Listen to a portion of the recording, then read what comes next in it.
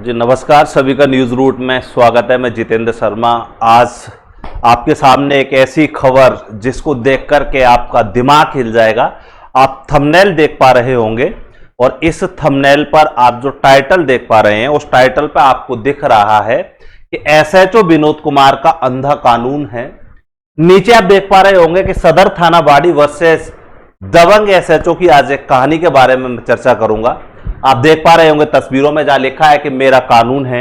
SHO Vinod Kumar अपना कानून खुद का लिख रहे हैं और उस कानून का अर्थ है अपराधियों में विश्वास, आमजन में डर।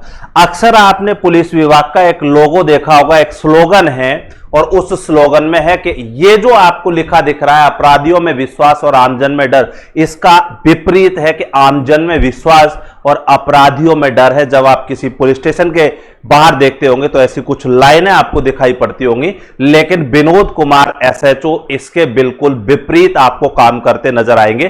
पूरी कहानी क्या है मैं आपको बिल्कुल सिलसिलेवार एक एक पॉइंट पर मैं चर्चा करूंगा और पूरी कहानी आपको समझाऊंगा और मैं बताऊंगा कि आखिर एक एसएचओ के पर अधिकारी मेहरबान क्यों हैं, क्यों एसएचओ विनोद कुमार पर कोई कार्रवाई नहीं की जा रही है।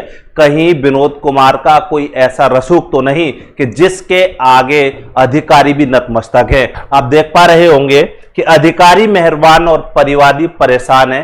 चंद लाइनों में आप समझ पा रहे होंगे कि पूरी घटना जो मैं आपको बताना चाह रहा हूं वो कहीं ना कहीं एसएचओ विनोद कुमार के इर्द गिर्द घूम रही है। अब ये एसएचओ विनोद कुमार है कौन, ये कहां की घटना है, तो मैं आपको बता देता हूं कि राजस्थान में धौलपुर जिले में बाड़ी तहसील का सदर थाना है और उस सदर थाने में आपके मौजूद है थानाधिकारी एसएचओ विनोद कुमार। विनोद कुमार से जुड़ी घटना क्या है उस पर हम चर्चा करेंगे। मैं सबसे पहले आपको घटना से जोड़ूंगा कि आखिर घटना शुरू कहां से होती है और उस घटना का क्रम क्या है। देखिएगा, यह घटना चूंकि डायरेक्टली मेरे से जुड़ी हुई है और जैसा कि आप लोग जानते हैं कि मैं एक पत्रकार हूं, जर्नलिस्ट हूं और सच को दिखाना हमारा काम है जहां गलत होता है। अब जब घटना चूंकि हमारे खुद के ऊपर है, घटना मेरे साथ में जुड़ी हुई है, मेरी फैमिली के साथ में जुड़ी हुई है, तो आपको यह जानना ज्यादा जरूरी है कि इतना अवेयर होने के बावजूद भी लोगों के साथ में इस प्रकार की अनैतिक घटनाएं हो सकती है। तो आम जन के साथ में, किसी आम व्यक्ति के साथ में एसएचओ विनोद कुमार जैसे अधिकारी किस प्रकार का कृत्य करते होंगे, यह पूरी घटना मैं आपको बताऊंगा बिल्कुल सिलसिलेवार, लेकिन घटना से जोड़ेंगे। पहली घटना से मैं आपको जोड़ता हूं कि एक घटना होती है, आपके देख पा रहे होंगे यहां पर डेट लगी हुई है 22/4/2025। ये एक एफआईआर सदर थाने में दर्ज होती है। एफआईआर का नंबर है 0094। 2025 की घटना है, अप्रैल की। इस घटना में कुछ धाराएं आप देख पा रहे होंगे बीएनएसएस की, भारतीय न्याय संहिता की है।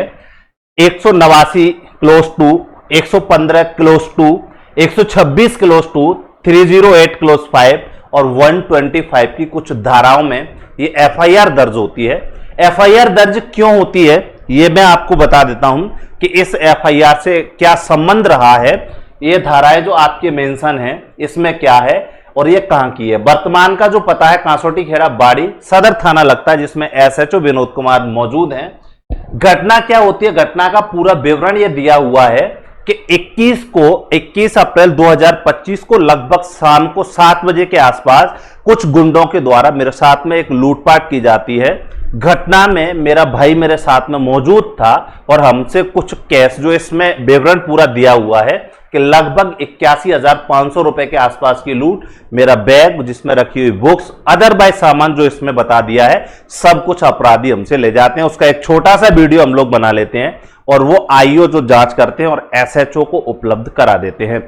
घटना जिस समय हुई थी उस समय एसएचओ विनोद कुमार खुद घटना स्थल पर पहुंचते हैं पुलिस जाब्ते के साथ में और हमारे मोबाइलों को जब्त कर लेते हैं। हमसे मुलजिमों की तरह पूछताछ होती है, लेकिन वो बहन सहन किया हम लोगों ने कि चलो कोई दिक्कत नहीं है।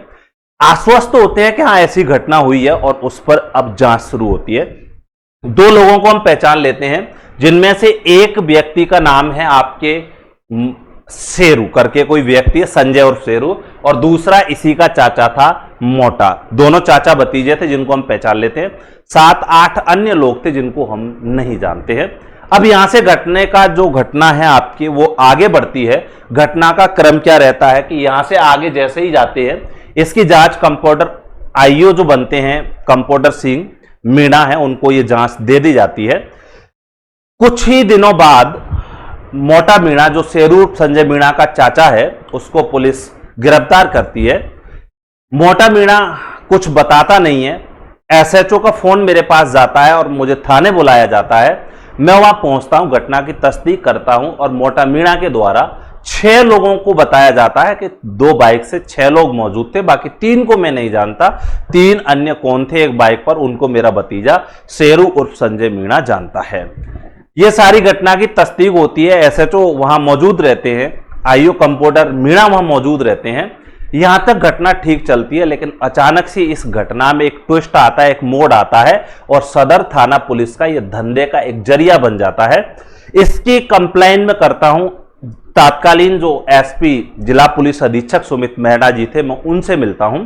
वहां से एक प्रोसेस फॉलो किया जाता है डीएसटी टीम के साथ में। अब टीमें कुछ पुलिस दबिश में लग जाती है, लेकिन अपराधी हाथ नहीं आते हैं। अपराधी हाथ क्यों नहीं आते हैं? क्योंकि सदर थाना पुलिस के कुछ पुलिसकर्मी इस सूचना को लीक करके जब पुलिस उनके पकड़ने के लिए, दबिश देने के लिए जाती है, तो उससे पहले उस खबर को मुलजिमों तक पहुंचा देते हैं। गठजोड़ इतना अच्छा रहता है। अब इसमें ही संलिप्त हो जाते हैं विनोद कुमार जो एसएचओ हैं। अब उस केस से उनकी नजर हट करके अब उनकी नजर पहुंचती है उन मुलजिमों तक कि अब इनसे धंधा किस प्रकार से किया जाए। अब जब मैं बार बार इस केस में एसएचओ विनोद कुमार से पूछता हूं, बातचीत करता हूं, तो मुझे कोई संतोषजनक जवाब नहीं मिलता है। और जिस मोटा मीणा को पकड़ा था उसको बताया जाता है कि 151 में उसको एसडीओ कोर्ट में पेश किया जाता है और वहां से उसको मुचलकों या जमानत पे उसको छोड़ दिया जाता है। अब आप समझ पा रहे होंगे कि जो लूट हुई है उसके मुलजिम को 151 में पेश करके छोड़ा जाता है। घटना की तस्दीक होती है, मैं खुद वहां मौजूद रहता हूं और यह सत्यापित होता है कि हाँ मेरे साथ लूट हुई है, लेकिन अब पुलिस इससे हट जाती है। इसका एक मैसेज मैं सुमित मेहरा जी जो तत्कालीन जिला पुलिस अधीक्षक थे उनको भेजता हूं और मैं बताता हूं कि सदर थाना पुलिस जो है, सदर थाना अपराधियों का एक संरक्षित जोन है, प्रोटेक्टिव जोन बन चुका है और पुलिस इनसे मिली हुई है। अब यह बात एसएचओ विनोद कुमार को नागवार गुजरती है। पुलिस मुलजिमों को नहीं पकड़ती है। मैं पुलिस को बार बार सहयोग करता हूं, जहां मुझे एसएचओ बुलाते हैं मैं वहां जाता हूं, लेकिन अब पुलिस का ध्यान मुलजिमों को पकड़ने की बजाय मेरे ऊपर टिक जाता है कि हमारी शिकायत कर रखा है। अब इस पत्रकार को सबक सिखाना है।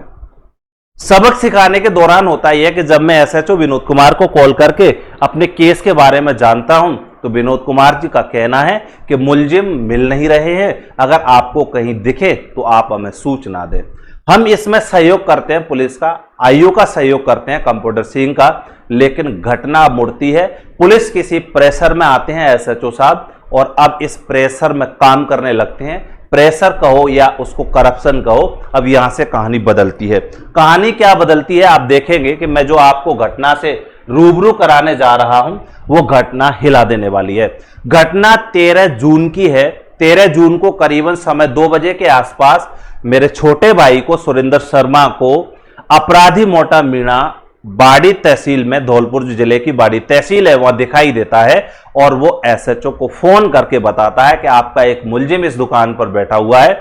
एसएचओ इस बात से नाराज होते हैं और उसको बोल देते हैं कि इसको छोड़ो, इसका भतीजा उसको, क्योंकि भतीजा पूर्व में भी केसों में संलिप्त है, इसमें और 2 नंबर के धंधों में उनका इन्वॉल्वेशन है, करते हैं। ये इसकी जानकारी में एसएचओ विनोद कुमार और एसपी सुमित मेहरा को पूर्व में भी दे चुका था विद डेटा के साथ में कि कौन व्यक्ति किस धंधे में इन्वॉल्व है। अब यहां 13 जून को जब ये बात होती है तो एसएचओ जब इस घटना को कहते हैं कि नहीं इसको नहीं पकड़ेंगे, तो मेरा छोटा भाई मुझे फोन कर इसकी जानकारी देता है और एक छोटा सा वीडियो उस दुकान में बैठे मोटा मीणा जो मुलजिम है उसकी बना लेता है और एसएचओ को भेज देता है। जब मेरे पास कॉल आता है तो उसी वीडियो को मैं मंगाता हूं और रिमाइंड करता हूं एसएचओ साहब को, मैं फोन करता हूं, मेरा फोन रिसीव नहीं किया जाता और मैं एसएचओ साहब को व्हाट्सएप पर वो वीडियो भेजता हूं और उसमें एक मैसेज टाइप करता हूं कि आपने कहा था अपराधियों को बताने के लिए, आपका एक अपराधी जो मुलजिम है मोटा मीणा वो वहां खड़ा हुआ है या बैठा हुआ है, आप उसको क्यों नहीं पकड़ रहे? सर आप इसका मुझे कारण बता सकते हैं क्या? यह बात एसएचओ विनोद कुमार जी को नागवार गुजरती है। इससे एकदम बौखला जाते हैं एसएचओ विनोद कुमार और मुझे फोन करते हैं और धमकी भरे लहजे में मुझसे बात करते हैं, मेरे व्हाट्सएप पर ऑडियो कॉल करके कि आखिर तू क्या चाहता है। मैं फिर भी रिक्वेस्ट करता हूं कि सर मैं न्याय चाहता हूं, जस्टिस चाहता हूं, आप अपराधियों को पकड़िए। उधर से मुझे जवाब दिया जाता है कि आप अपने आईओ की शिकायत करो, कार्रवाई नहीं हो रही तो मुझे फोन क्यों करते हो, मेरे पास कभी वीडियो भेजते हो, कभी मेरे पास में कॉल करते हो, मुझे परेशान मत करो। अब क्या होता है कि मेरा छोटा भाई 112 नंबर पर कॉल करके इसकी जानकारी देता है। मेरे पास एक पुलिसकर्मी का फोन आता है और वो मुझसे पूछता है कि आपका भाई कहां है।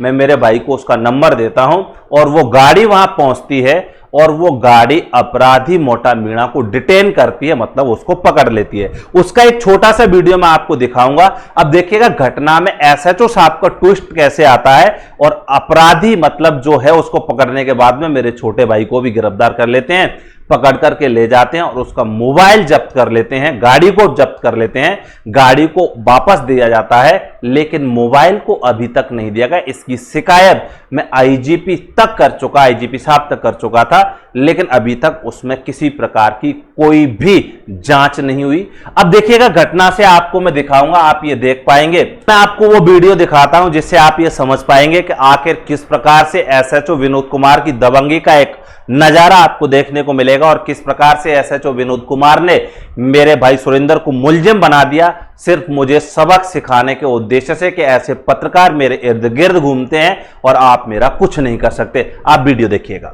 मैं आपको सिलसिलेवार इस वीडियो में बताता रहूंगा आपको कि मोटा मीणा को कहां पकड़ा और किसने पकड़ा है। उसके बाद में आप देखिएगा, फिर घटना देखिएगा। एक पुलिसकर्मी, आपको यह पुलिसकर्मी आता हुआ दिखाई दिया है, ब्लैक टी शर्ट पहने हुए है और इस पुलिसकर्मी के द्वारा मोटा मीणा को पकड़ा जाता है, यहां से गिरफ्तार किया जाता है। देखिएगा यह पुलिसकर्मी आपको नजर आ रहा है, आप ध्यान से देखिएगा। इसका नाम है आपके राजू गिरी नाम का एक पुलिसकर्मी है और यह राजू गिरी आपके यहां से मोटा मीणा को पकड़ लेता है। सदर थाने का कांस्टेबल है ये। अब देखिएगा यहां से पकड़ने के बाद में ये मोटा मीणा को उठा के ले जाएंगे यहां से। राजू गिरी, ये देख लीजिएगा आप, ये आपके अपराधी जिसकी मैं बात कर रहा था आपसे, अपराधी मोटा मीणा है, ये आप देख पा रहे होंगे। जो मेरी एफआईआर में नाम दर्ज है मोटा मीणा है। एफआईआर नंबर 94/25 यानी 2025 में जो दर्ज एफआईआर है उसमें मेरी लूट में शामिल है। अब मैं आपको ये क्यों दिखाना चाह रहा हूं, आप थोड़ा सा यहां देखिएगा कि जहां से इसको गिरफ्तार किया है ये एक दुकान है, एक शॉप है, इन्वर्टर की दुकान है और ये बाड़ी में है। बाड़ी में मतलब कि महाराजबाग चौराहे से मुश्किल से 100 मीटर की दूरी पर स्थित है। यहां से इस मोटा मीणा को कांस्टेबल राजू गिरी ले जाता है। एक बार मैं आपको फिर दिखाना चाहूंगा कि देखिएगा, इसको पकड़ के और राजू गिरी ये खींच के ले जा रहा है, आप देख पा रहे होंगे। यहां तक आपके घटना आप समझेंगे कि देखिएगा किस प्रकार से एसएचओ पर अधिकारी मेहरबान है कि कोई कार्रवाई नहीं करना चाहते, यहां से ये आपके ये पकड़ के ले गया है। अब आप देखिएगा आगे मैं आपको दिखाना चाहूंगा कि अब घटना क्या होती है कि यहां से पकड़ के ले गए मोटा मीणा को और सुरेंद्र शर्मा को, मेरे भाई को कॉल किया जाता है, वो यहां से चला जाता है, उसको वापस बुलाया जाता है और उसको भी पकड़ लिया जाता है। मतलब कि जो परिवादी है एसएचओ उसको भी पकड़ लेते। क्यों पकड़ लेते हैं? क्योंकि मेरे साथ में जो धमकी भरे लहजे में एसएचओ ने बात की थी उससे ये उनको लगा कि ये व्यक्ति कहीं हमारी शिकायत नहीं करे, ऊपर उच्चासीन अधिकारी को इससे अवगत नहीं कराए, इसलिए मुझे सबक सिखाने के लिए, मुझे डराने के लिए, एक भय और खौफ का माहौल बनाने के लिए एसएचओ विनोद कुमार के द्वारा और उनके जो कांस्टेबल थे, वफादार जो कांस्टेबल हैं, इनके द्वारा इस मोटा मीणा के साथ में ही मेरे छोटे भाई को गिरफ्तार किया गया। अब देखिएगा घटना यहां से किस प्रकार से बदलती है कि जो इलाका जहां से पकड़ा है वो बाड़ी में है, कोतवाली क्षेत्र में आता है। अब एक कहानी एसएचओ के द्वारा बनाई जाती है कि अब इसको कैसे किया जाए, इसको कहां से दिखाया जाए। फिर वो क्या करते हैं, अब इस घटना में मैं जैसे ही पकड़ते हैं, उस समय मेरे साथ में मेरा भाई कम्युनिकेशन में था, कॉल पे था। जैसे ही कॉल डिस्कनेक्ट होता है मैं समझ जाता हूं कि पुलिस इसको पकड़ ली है। मैं एसएचओ को कॉल करता हूं, एसएचओ मेरा फोन नहीं उठाते हैं। मैं व्हाट्सएप पर उनको एक एप्लीकेशन लिख के देता हूं और उसमें लिखता हूं कि आपने मेरे भाई का मोबाइल स्विच ऑफ करवा दिया है, क्या मैं इसका रीजन जान सकता हूं।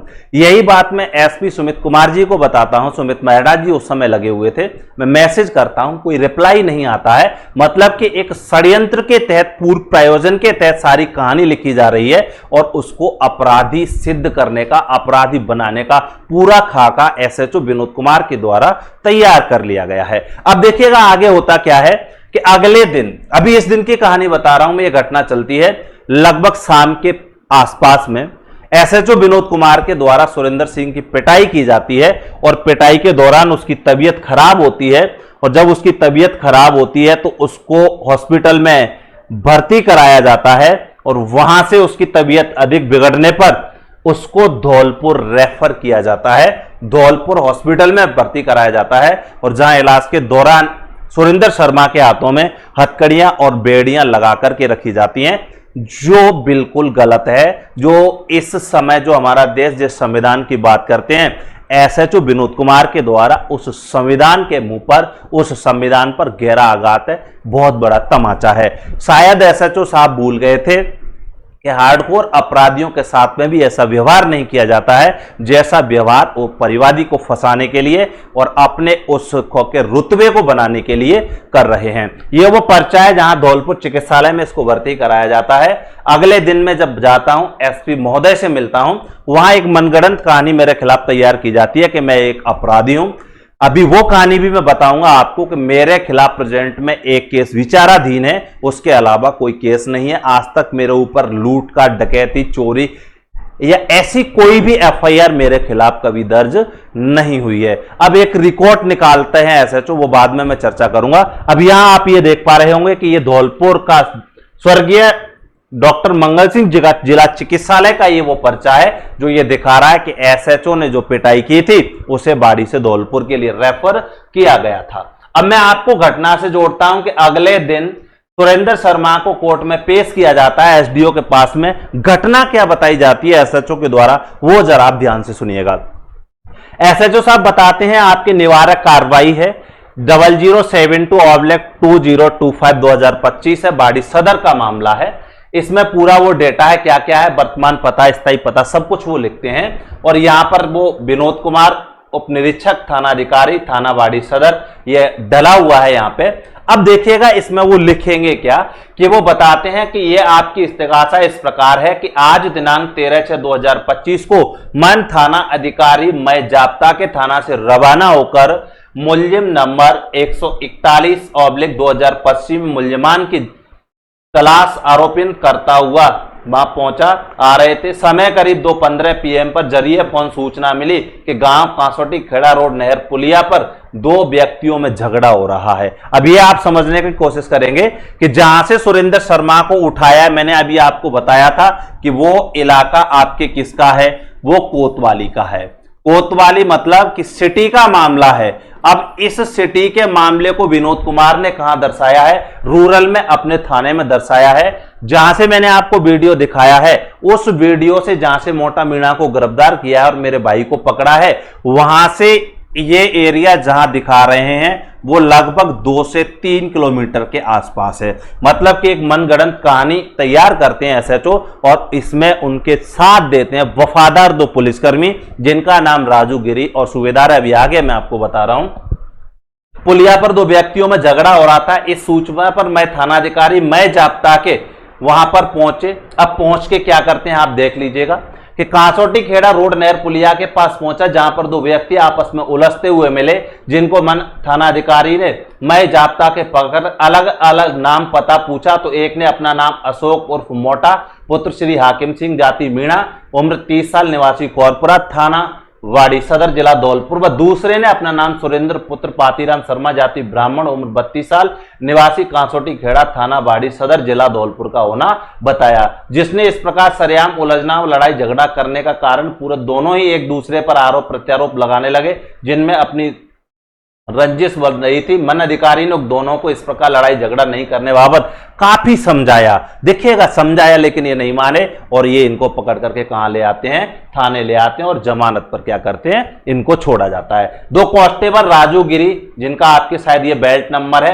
580 और एक आपके कौन है सूबेदार जिनका बेल्ट नंबर है 515। ये दोनों वफादार, ये वो पुलिसकर्मी हैं जिनके पूर्व में एक अपराधी की सूचना दी थी, जिसमें ये अपराधी के पास जाते हैं। मैं नाम अभी नहीं बताऊंगा, दूसरा जब सेशन हम करेंगे उसमें मैं उस अपराध के बारे में भी बताऊंगा जिसमें ये दोनों व्यक्ति इन्वॉल्व हैं। और अज्ञात सूत्रों से मिली जानकारी के अनुसार जब मैंने इसकी पुष्टि की तो ये पाया कि ये दोनों व्यक्ति उस अपराधी से दारू लेते हैं, फ्री की दारू पीते हैं ये, और उसके गलत धंधों में ये साथ देते हैं। और इसके गलत धंधों में जब एसएचओ यहां इन्वॉल्व होते हैं तो ये वही दो ईमानदार पुलिसकर्मी हैं जो इसमें भी इसका साथ देते हैं, जो घटना से मैच नहीं खाती है। जहां का वीडियो जहां से उठाया, अब सवाल ये कि अगर मोटा मीणा को उठा लिया तो ये झगड़ कहां रहे थे। दूसरी बात ये कि एसएचओ साहब तो पहले से ही सुरेंद्र और मोटा मीणा को जानते थे, तो ये अज्ञात कैसे हो गए। काफी सवाल हैं, लेकिन इन सवालों के जवाब अभी तक नहीं मिले हैं और एसएचओ पर अभी तक कोई कार्रवाई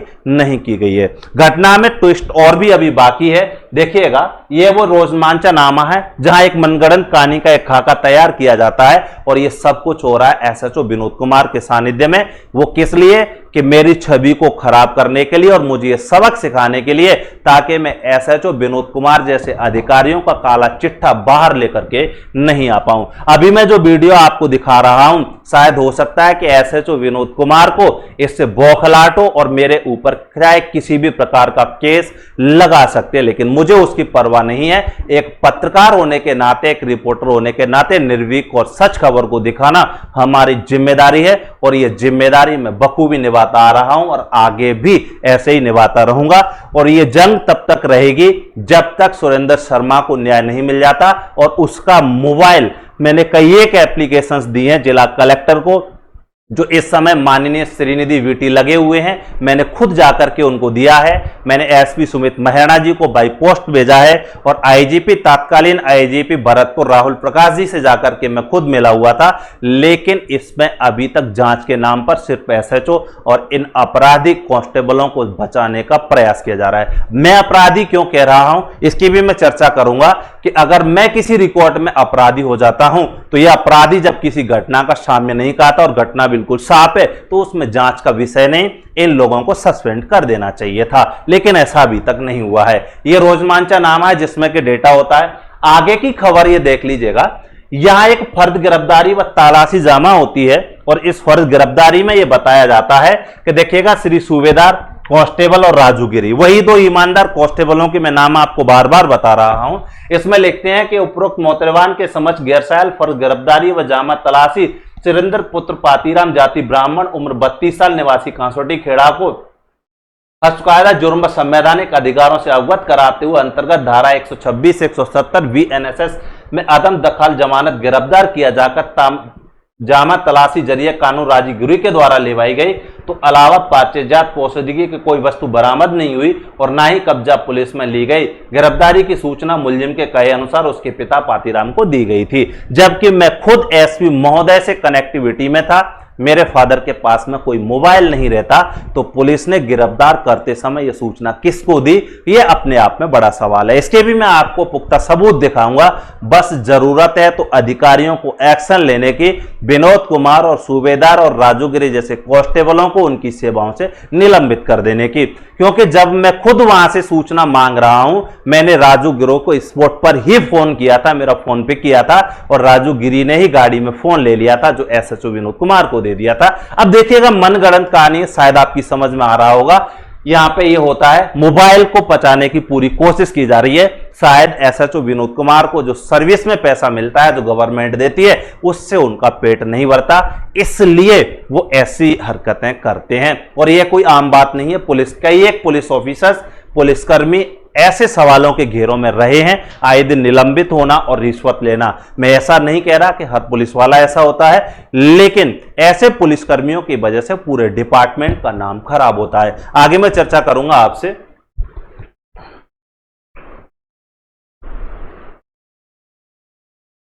यहां कहानी और मोड़ लेती है, यह बदलती है जब धौलपुर से सुरेंद्र शर्मा को वापस लाया जाता है, एसडीओ के यहां पेश किया जाता है।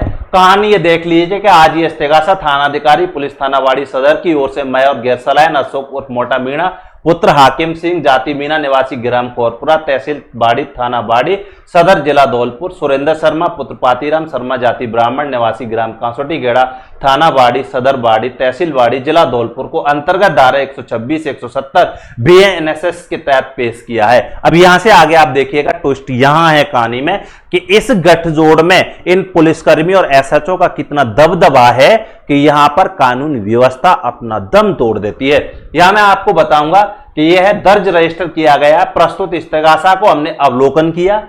इस्तेगासा में वर्णित कथनों से मामला शांति भंग का प्रतीत होता है। इस्तेगासा गैर सलाह को पढ़कर सुनाया गया था। अब यहां कहानी में ट्विस्ट देख लीजिएगा कि भाई इस्तेगासा क्या है आपके, कि शांति भंग का है, जबकि परिवादी SHO को फोन कर रहा है, पुलिसकर्मियों को फोन कर रहा है, 112 पे फोन करके पुलिस को बुला रहा है। इसको शांति भंग कहना मान रहे हैं आपके कौन, सदर SHO विनोद कुमार, क्योंकि सदर SHO विनोद कुमार को सच्चाई हजम नहीं होती है और सदर SHO विनोद कुमार का अपराधियों के साथ में अच्छा गठजोड़ है। इसकी मैं पहले भी बता चुका हूं कि सदर थाना प्रोटेक्टिव जोन है अपराधियों के लिए, और अगर विनोद कुमार SHO वहां मौजूद है तो अपराधियों को डरने की जरूरत नहीं है। थंबनेल भी मैंने वैसा ही लगाया है जैसा विनोद कुमार के लिए लगाना चाहिए।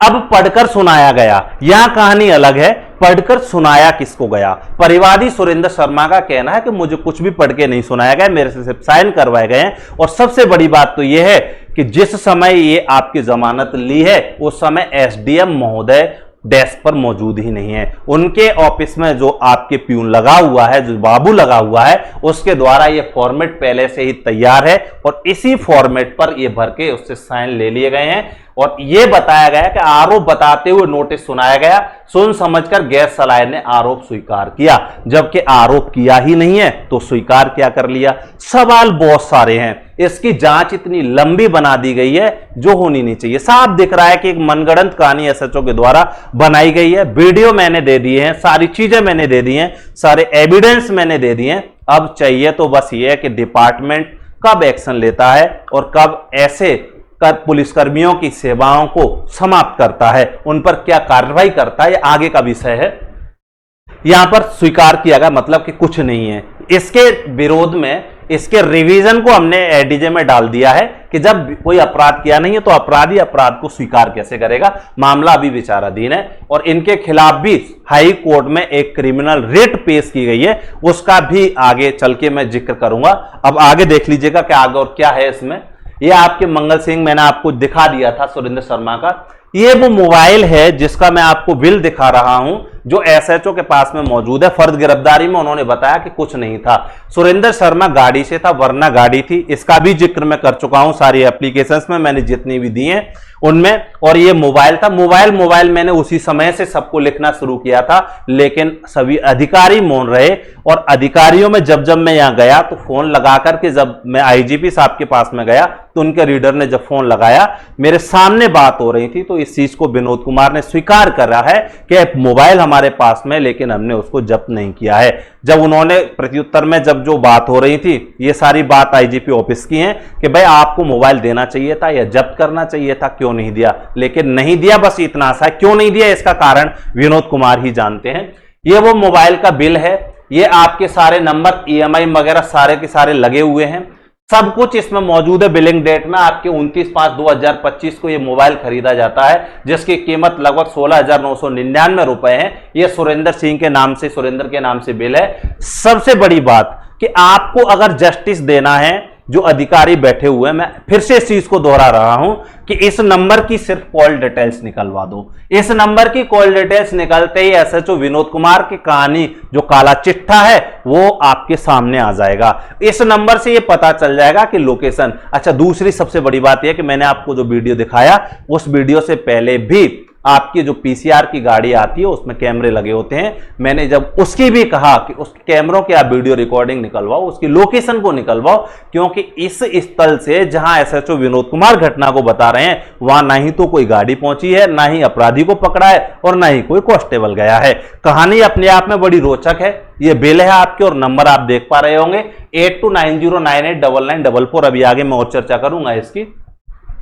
अब देखिएगा कहानी और क्या है कि मैं पुलिस अधीक्षक को एक एप्लीकेशन लिख के देता हूं पूरी कहानी का कि विनम्र निवेदन है कि प्रार्थी को दिनांक 13/6/2025 को Garg filling station petrol pump Bari, Surendra Sharma को गर्ग फिलिंग स्टेशन से पकड़ते हैं, पंप बाड़ी से सदर थाना पुलिस ने गिरफ्तार किया, जिसे दिनांक 14/6/2025 को 126 170 BNSS में एसडीओ बाड़ी के यहां पेश किया तथा मुचलकों पर प्रार्थी को जमानत दी गई। लेकिन वक्त गिरफ्तारी पुलिस थाना सदर बाड़ी को पुलिस ने प्रार्थी का मोबाइल जब्त कर लिया तथा घटनास्थल पर ही स्विच ऑफ करा दिया है। यह पूर्व में भी मैं चर्चा कर चुका हूं इसकी। दिनांक 14/6/2025 को प्रार्थी थाना सदर बाड़ी पहुंचा तथा अपना मोबाइल मांगा तो थाना अधिकारी ने मोबाइल देने से साफ मना कर दिया। मोबाइल में प्रार्थी की 2 सिम नंबर 8290989944, मैं फिर से इस नंबर को रिपीट कर रहा हूं कि इसकी कॉल डिटेल निकलवानी चाहिए।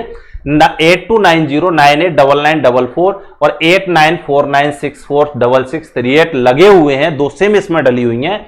प्रार्थी अब और तक थाने के कई चक्कर लगा चुका है, लेकिन पुलिस द्वारा प्रार्थी को मोबाइल नहीं दिया गया है और धमकी दी जाती है कि ज्यादा मोबाइल करेगा तो किसी अन्य प्रकार में तुझे बंद कर देंगे। उक्त मोबाइल में प्रार्थी की जरूरी दस्तावेज एवं अन्य जरूरत की वस्तुएं हैं, जिससे प्रार्थी को काफी परेशानी का सामना करना पड़ रहा है। इस घटना से प्रार्थी के भाई जितेंद्र ने जरिए डाक दिनांक 17/6/2025 को श्रीमान जी को अपना प्रार्थना पत्र प्रेषित किया था, जिस पर आज तक कोई कार्रवाई नहीं की गई है। प्रार्थी के मोबाइल के बिल की छायाप्रति एवं पोस्ट रसीदों की छायाप्रति संलग्न प्रार्थना पत्र है। अतः श्रीमान जी से निवेदन है कि थानाधिकारी पुलिस थाना सदर बाड़ी को आदेशित किया जाए कि वे प्रार्थी के मोबाइल को प्रार्थी को सुपुर्द कर दें। श्रीमान जी की कृपा होगी, लेकिन अभी तक वो कृपा हुई नहीं है। पता नहीं स्ट्रिक्ट कहे जाने वाले एसपी तत्कालीन एसपी सुमित कुमार मेहरा जी ने ये एक्शन क्यों नहीं लिया, आखिर विनोद कुमार को क्यों बचाते हुए नजर आए थे, जबकि सारी कहानी सामने है, मोबाइल मौजूद है, लोकेशन निकलवा लो। उसके बाद में चूंकि पुलिसकर्मियों से पहले से कांटेक्ट में, तो ये सारी की सारी घटना एक मनगढ़ंत और निराधार है, झूठे तथ्यों पर गढ़ी गई है। आगे मैं और चर्चा करूंगा आपकी इसके। वही मोबाइल और बिल लगा हुआ है, ये रसीदें हैं आपके। ये जिला कलेक्टर जी को मैंने सेम जो अभी आपको पढ़ के सुनाया है, वही सेम मैंने जिला कलेक्टर तत्कालीन जो अभी भी वर्तमान में श्रीनिधि वीटी जी, उनको भी दिया है। मैं बाई फेस उनको देने के लिए गया था, लेकिन अभी तक मोबाइल को नहीं दिया गया है। ये मोबाइल की बिल सारी फाइल मैंने अटैच की है उनके साथ में। अब मैं वो फाइल आपको दिखा रहा हूं कि जिस समय सुरेंद्र शर्मा को गिरफ्तार किया गया था, उसी समय मेरी कांस्टेबल, ईमानदार कांस्टेबल राजू गिरी से बात होती है। मैं बार बार एक शब्द लगा रहा हूं, ईमानदार कांस्टेबल। देख लीजिएगा क्या है इसमें कहानी कि धौलपुर जिले के बाड़ी कस्बे में सदर पुलिस थाने में तैनात कांस्टेबल राजू गिरी के मोबाइल नंबर 8078681532 से दिनांक 13/6/2025 को समय करीब दोपहर 2:30 पर लगभग, ये आपके समय दिया है, 36 सेकंड की एक बात होती है। जितेंद्र शर्मा के मोबाइल नंबर 9799477719 पर हुई बातचीत के कुछ अंश हैं। इसकी सीडी भी मैंने दे रखी है, लेकिन कार्रवाई के नाम पर अभी जुमला पहना है कि जांच चलेगी। ये इतना बड़ा जांच का विषय नहीं था, अधिकारियों के एक्शन का विषय था। और अभी भी मुझे और इस फाइल को, इन एप्लीकेशनों को, उनके एक्शन का क्या है इंतजार है कि परिवादी को कब राहत मिलेगी और इन एसएचओ और पुलिसकर्मियों पर कार्यवाही कब की जाएगी। अंश कुछ इस प्रकार है, मैं फोन लगाता हूं, हेलो राजू गिरी, हाँ कौन साहब? मैं बोला मैं जितेंद्र शर्मा बात कर रहा हूं। राजू गिरी कहता हाँ भाई बोलो। मैं बोला जितेंद्र, हाँ ये कह रहा था मैं अभी सुरेंद्र आपके पास ही था। राजू गिरी कौन कौन से बात कर रहे हैं? अरे मेरे पहचान में नहीं आया भाई साहब, कौन बोल रहे हैं आप? मैं जितेंद्र, मैं सुरेंद्र से बड़ा बोल रहा हूं, जितेंद्र शर्मा कांसोटी खेड़ा से पत्रकार। राजू गिरी अच्छा, बोलो सब बोलो। मैं फिर कह रहा हूं इससे कि हाँ मैं ये कह रहा था अभी मोटा को उठाया, आप साथ में ही थे, अभी सुरेंद्र से बात हो रही थी, सुरेंद्र साथ में ही है क्या आपके? राजू गिरी हाँ, जितेंद्र ओके, राजू गिरी हाँ, तो गाड़ी सुरेंद्र की गाड़ी के साथ में मैं लिख रहा हूं, यहां पर फोन काट दिया है। फिर दूसरे में दोबारा कॉल लगाता हूं 2:32 पर इसी को, फिर मेरे से राजू गिरी की बात होती है कि भैया सुरेंद्र का मोबाइल स्विच ऑफ क्यों कर दिया है। आप थोड़ा इस शब्द को पकड़ने की कोशिश करें कि जब पुलिस के पास में मोबाइल और गाड़ी जब्त की ही नहीं थी तो इसका जवाब मिलना चाहिए था और इमीडिएटली सुरेंद्र पर साइन करवाने थे कि आपका मोबाइल हमारे पास में नहीं है। यहां मुझे जवाब देना था। जैसा कि एसएचओ विनोद कुमार ने बताया कि गिरफ्तारी के बाद में सुरेंद्र की पिताजी को सूचना दी गई थी। एसएचओ साहब जरा ये बताना मुझे कि सूचना आपने किस माध्यम से दी थी, किस नंबर पे आपने कॉल किया था, जबकि मेरी बातें आपसे हो रही हैं। कम से कम झूठ का एक एरिया होता है। संवैधानिक कस्में खाने वाले, संविधान के वादों को निभाने वाले जब संविधान को ही खाने लगे तो ऐसे अधिकारियों पर कार्रवाई ही नहीं, उन पर अति शीघ्र कार्रवाई करनी चाहिए। सारी बातें होती हैं, अरे मैं राजूगिरी का जवाब आता है और उसी पे मोबाइल हम ना भाई वहीं पे दरोगा से बात कर लो। अब देखो यहां ये पुष्टि हो रही है कि राजूगिरी कह रहा है कि मोबाइल उसी के पास में है, जबकि राजूगिरी के पास में मोबाइल और इसने एयरप्लेन मोड पे मोबाइल को डाल दिया था। राजूगिरी दरोगा से बात कर लो, हाँ बात करो। ऐसी कुछ बातें हैं, मैं पूरी बातें यहां आपको नहीं बता सकता, ये सारी चीजें आप एक बार पढ़ेंगे। मैं फिर इसी राजूगिरी को कॉल करता हूं 2:43 पर और ये सारी चीजें मैं फिर बता रहा हूं कि भाई आप कहां हो, सुरेंद्र से मेरी बात करा दो। फिर मैं इसमें दोहरा रहा हूं कि भाई उसका मोबाइल स्विच ऑफ क्यों आ रहा है सुरेंद्र का, तो राजूगिरी कहता है कि है गो मोबाइल स्विच ऑफ। हमने नॉलेज में ना है, मुंह पे थोड़ी है मोबाइल भाई साहब। तो मैं बोला किसके पास में है, तो थानेदार के पास में है ऐसा, क्योंकि जब मनगढ़ंत कहानी है तो सारी चीजें, क्योंकि मोबाइल की कनेक्टिविटी एक साथ टूटती है मेरे साथ, तो इसलिए सिद्ध है और सिद्धि नहीं है कि मोबाइल एसएचओ विनोद कुमार के पास में है। थाने की रिकॉर्डिंग जो कैमरे लगे हुए उनको निकलवाया जाए। इस प्रकार की कुछ घटनाएं हैं। उसके बाद में मैं पुलिस उपाधीक्षक के पद पर तैनात महेंद्र कुमार जी को इसकी सूचना देता हूं। ये एक मेरे पास में उनके बात हुई है, ये सारी बातें मैं उनसे करता हूं और उनको मैं बताता हूं कि भाई ये घटना हुई है। घटना में मेरे बारे में बताने के बाद में फिर मैं बताता हूं कि पूरी घटना में ये चीजें एफआईआर है। जो कॉल किया है उसका नंबर स्विच ऑफ आ रहा है, मेरे भाई के बारे में सारी जानकारी मैं सीओ साहब को देता हूं, महेंद्र कुमार जी को, लेकिन ये मुद्दे से ही हट जाते हैं क्योंकि ये पूरा प्लान है। एसएचओ साहब पहले ही बता देते कि कुछ नहीं है, हमारा प्लान है, प्री प्लान है, आप इसको हटाओ, इससे बात ही मत करो। सीओ साहब का जवाब आता है कि भाई किसी कारण से पकड़ के ले गए होंगे, जबकि परिवादी ने तो मोबाइल अपराधियों की सूचना दी है। एसएचओ साहब को यह बुरा लगा कि भाई अपराधियों की सूचना क्यों, मैं तो अपराधियों के साथ में हूं और तुम अपराधियों की सूचना मुझे दे रहे हो, मेरी शिकायत बाहर करोगे। ये बात एसएचओ विनोद कुमार जी को हजम नहीं होती है। ये सीओ साहब के साथ में मेरी बातचीत के कुछ अंश हैं। यहां से आगे मैं बताऊं कि जिला कलेक्टर जी को मैं वही जो एक एप्लीकेशन है, फिर मैं ये पोस्ट भेजता हूं, बाईफेस देता हूं कि सुरेंद्र के मोबाइल को दिलवाया जाए। सर आप डीएम हैं, भाई पुलिस नहीं सुन रही, मैं उनसे ये कहता भी हूं कि एसपी के यहां मुझे कोई रेस्पॉन्स नहीं मिला है, सर आप हस्तक्षेप कीजिएगा, आप इस मोबाइल को दिलवाइए, क्योंकि सोशल मीडिया का जमाना है। आप इस समय मोबाइल से कितना दूर रह सकते हैं, क्योंकि जब सारा काम ही मोबाइल पे अटका पड़ा हुआ हो तो वहां पर अपन मोबाइल को एक फर्स्ट प्रायोरिटी देते हैं। अब कितनी परेशानी है वो बात का विषय है, यहां आगे मैं दिखाऊंगा। ये सारी चीजें मैंने जिला कलेक्टर जी को भी दी है, श्रीनिधि बीटी जी को। अब देखिएगा यहां एक कहानी में ट्विस्ट आता है कि सीएम हेल्पलाइन जो 181 है उस पर यही शिकायत डालता है सुरेंद्र शर्मा, और उसके जवाब में क्या जवाब आते हैं। या जवाब नंबर 1 में मैं आपको बता देता हूं कि थाने पर बुलाया जाता है, लेकिन थाने पर जाने से मना कर देते हैं हम लोग, बोलते हैं बोला घटना स्थल पर आओ। घटना स्थल हमने दिखाया हुआ चिन्हित किया है आपके petrol pump Garg filling station के बाद, वहां आप आइए, बयान लीजिए, घटना का मौका मुआयना कीजिए। इसमें कंप्यूटर मीणा के द्वारा एक जवाब दिया जाता है कि भाई परिवादी का भाई यहां नहीं है, मेरी बात हुई है, वो बीमार है, जब आएगा तब जांच कर लेंगे। अब इसमें दूसरा फिर रिकम्प्लाइंट दी जाती है, उसका जवाब बड़ा चौंकाने वाला है। चौंकाने वाला क्यों है कि अब एसएचओ साहब खुद को बचाने के लिए अब इस पर लग गए हैं कि अपराधियों को तो जाने दो, अब इस जितेंद्र शर्मा, पत्रकार जितेंद्र शर्मा और सुरेंद्र शर्मा को अपराधी कैसे बनाया जाए, इनका रिकॉर्ड निकाला जाए। अब इस रिकॉर्ड को निकालते हैं, मोबाइल को भूल जाते हैं एसएचओ साहब कि मोबाइल देना है। हमने मोबाइल के लिए कंप्लेंट की है, ना कि हमने ये जानने के लिए कि हमारे ऊपर कितने अपराध हैं।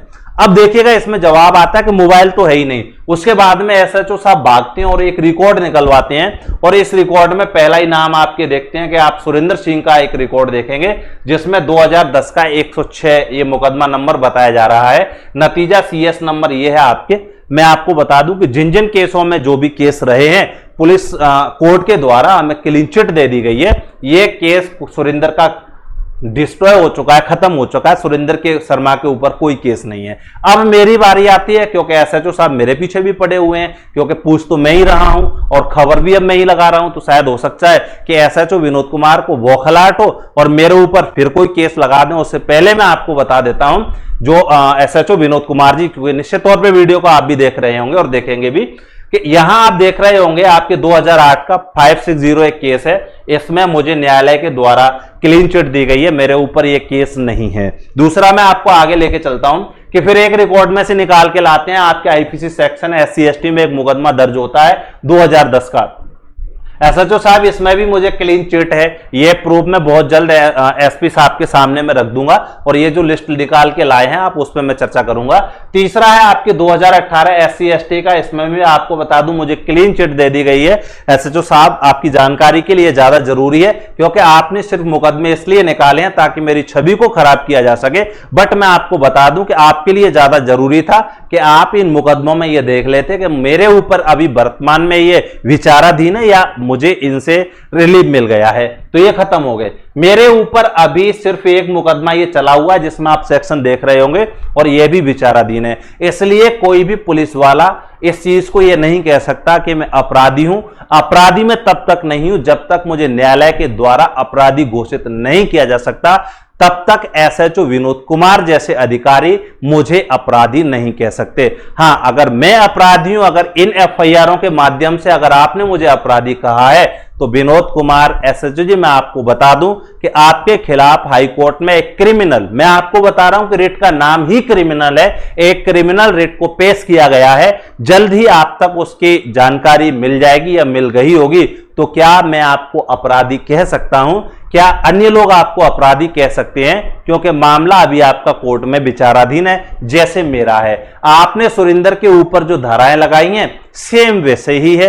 अगर मैं अपराधी हूं, ठीक है, अगर मुझे न्याय नहीं मिलना चाहिए तो फिर आप अपनी ड्यूटी से रिजाइन कब कर रहे हो, या मैं आपके उन अधिकारियों से पूछना चाह रहा हूं कि आपको आपके पद से कब निलंबित किया जा रहा है। अगर ऐसा होता है तो आप ये हवाबाजी को बंद कर दीजिएगा। मेरे ऊपर जितने भी केस लगे हुए मैंने जिन पे क्रॉस लगा दिया है और मैं इस चीज को स्वीकार करता हूं कि वर्तमान में मेरे ऊपर सिर्फ एक केस, वो भी कोर्ट में विचाराधीन है। और मैं फिर से दोहरा रहा हूं कि जब तक मुझे कोर्ट के द्वारा दोषी नहीं ठहरा दिया जाता तब तक मैं अपराधी नहीं हूं। इसलिए मेरे आपके और आपके सीनियर अधिकारियों से एक निवेदन है कि परिवादी सुरेंद्र शर्मा के मोबाइल को दिया जाए, उसको तत्काल प्रभाव से रिलीफ पहुंचाया जाए, बातों को घुमाया नहीं जाए, केस को पेचीदा नहीं बनाया जाए। और मैं उन अधिकारियों से, इस समय तत्कालीन SP सागवान जी लगे हुए हैं, विकास कुमार सागवान जी, और मैं डिस्ट्रिक्ट DM जो लगे हुए श्रीनिधि VT जी और IGP भरतपुर जो अधिकारी हैं और DG साहब से यह निवेदन करता हूं, मैं मुख्यमंत्री महोदय से यह निवेदन करता हूं कि कांस्टेबल राजूगिरी, सूबेदार और तत्कालीन जो SHO सदर बाड़ी में लगे हुए हैं इनको तत्काल प्रभाव से निलंबित किया जाए और इन पर कार्रवाई की जाए। जिस प्रकार से सुरेंद्र शर्मा को अस्पताल में बेडियों में रखा गया उसी प्रकार से यह केस आपके सामने है। सारी हिस्ट्री अगले पार्ट में, अगले सेशन में जो दूसरे न्यूज में आपको दूंगा, इससे भी अच्छे और भी पुख्ता सबूत मैं आपको दूंगा कि केस में थ्योरी की एंगल जांच का नजरिया अकॉर्डिंग टू मेरे क्या होना चाहिए। स्थिति बिल्कुल स्पष्ट है कि जो कहानी विनोद कुमार के द्वारा, SHO विनोद कुमार के द्वारा गढ़ी गई है वो उनके ही तथ्यों पर आधारित है जो वास्तविक घटना से मैच नहीं खाती। मैं फिर कह रहा हूं कि SHO ने जिस केस को VNSS में दिखाया है ऐसी कोई घटना सुरेंद्र और मोटा के बीच में हुई नहीं है। सुरेंद्र शर्मा के मोबाइल की मैं आपको बता रहा था कि सुरेंद्र शर्मा का मोबाइल नंबर है और इस मोबाइल नंबर की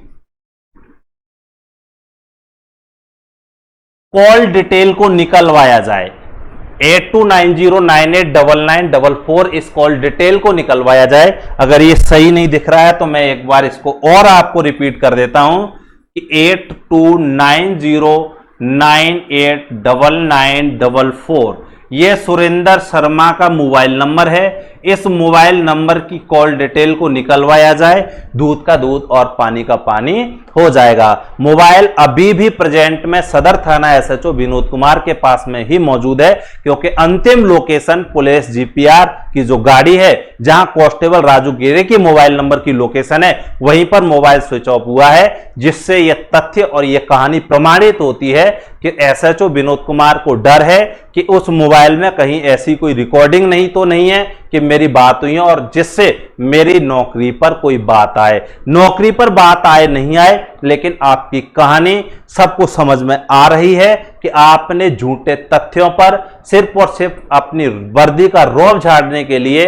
और अपने आप को ऐसा दिखाने के लिए संवैधानिक नियमों का उल्लंघन किया है, अपने पद का दुरुपयोग किया है। इसलिए मैं माननीय डीजीपी साहब से और मुख्यमंत्री महोदय से निवेदन करता हूं कि तत्काल प्रभाव से एसएचओ विनोद कुमार और सदर थाना बाड़ी जो धौलपुर तहसील में मौजूद है, वहां एसएचओ विनोद कुमार और राजू गिरी जो कांस्टेबल है और सूबेदार कांस्टेबल पर तत्काल प्रभाव से कार्रवाई करके उनको थाने से हटाया जाए, क्योंकि न्याय हित में बिल्कुल भी उचित नहीं है।